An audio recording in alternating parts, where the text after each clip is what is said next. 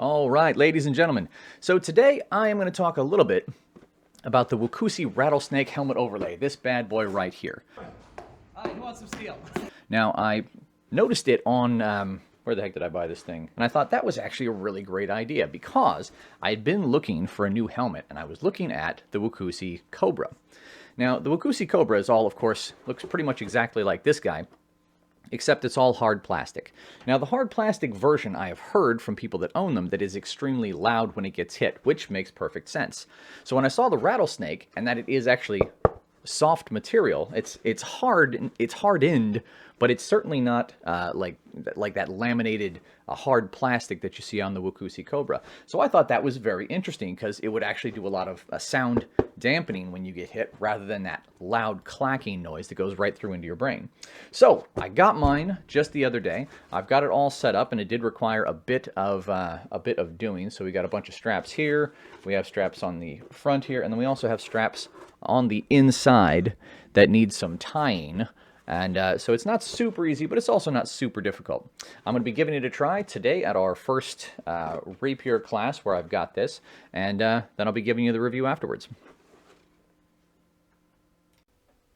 All right, folks, we are back, and I have done a power of testing on this guy right here. Now, the Wukusi Rattlesnake is actually a very interesting piece because it does allow you to have this huge amount of protection back here. And I actually took quite a few shots on the back of this dome, and it worked out really well. I can't say I have any problem with the protective capabilities here. It fits super snug. There's very few places where it can get through in any way. And especially unlike the traditional helmet overlays that tend to have slots down the back here on the sides, where you could potentially get a thrust in between them. The rattlesnake is solid as a rock. Now, that said, I did find, I think, only maybe one problem with this overlay, and that is this little lobster tail piece in the back here. As you can see, it's really quite stiff. It's incredibly stiff, actually. If I really want to, I can bend it up, though. Now, the problem with this one doesn't really present itself with heavier swords such as longsword or saber, especially the heavier sabers. And that's mainly because you're not doing a lot of lunging. Now, I did have a certain amount of problem with this when I was doing rapier in this particular hood. And the reason is that every time I would lunge, you lunge forward, you step forward, you're leaning quite a bit, and you have to lift your chin up and able to see your opponent. Now, this is an issue because as soon as you raise your chin, this tail here pushes under the back of your shoulder blades, and it rotates the whole helmet forward, sometimes even into the line of my vision. Now, to be fair, if you're using this for rapier, you're probably going a little too hard.